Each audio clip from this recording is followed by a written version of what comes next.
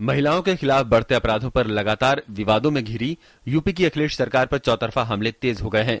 न सिर्फ केंद्र सरकार बल्कि तमाम राजनीतिक दल भी यूपी सरकार को घेरने में जुटे हैं।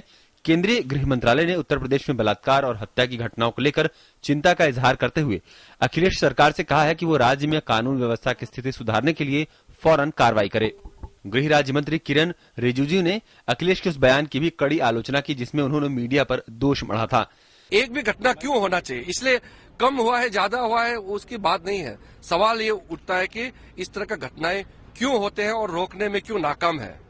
गृह मंत्रालय के साथ ही बीजेपी भी अखिलेश सरकार पर जोरदार हमला करते हुए यूपी में राष्ट्रपति शासन लगाने के लिए इसे फिट केस बता रही है।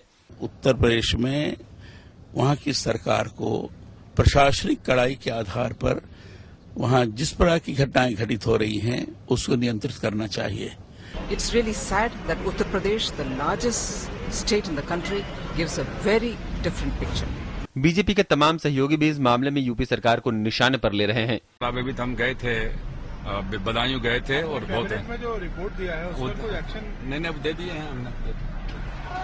हमारे शीर्ष स्तर पर सत्ता में बैठे हुए लोगों को ऐसे महिला विरोधी और गैर जिम्मेदाराना बयान नहीं देने चाहिए, क्योंकि इनसे कहीं न कहीं जो हमारे समाज के अंदर जो असामाजिक तत्व हैं, जो महिलाओं के विरुद्ध अपराधों को अंजाम देते हैं, उनको बढ़ावा मिलता है। तो ऐसी बयानबाजी से बचना चाहिए। कभी मुलायम सिंह के समर्थन से केंद्र सरकार चला रही कांग्रेस भी अब अखिलेश सरकार को बख्शने के मूड में नहीं है। Law and order situation in UP ever since the tragic events of last year and we have urged and we repeatedly urge the government of UP to take all steps necessary, all extra steps necessary to ensure that people are safe in UP.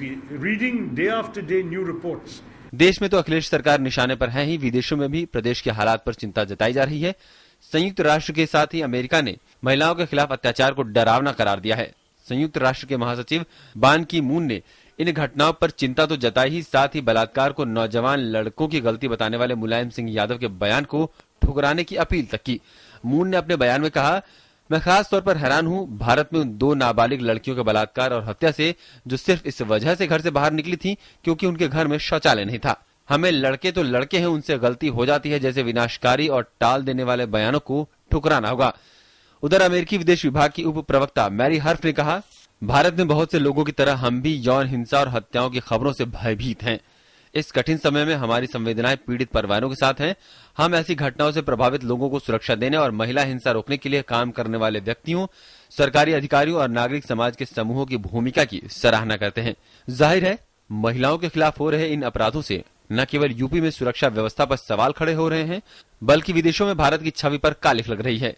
तमाम कानूनों और नियमों के बदलाव के बावजूद इन घटनाओं पर लगाम न लग पाना वाकई चिंता का विषय है।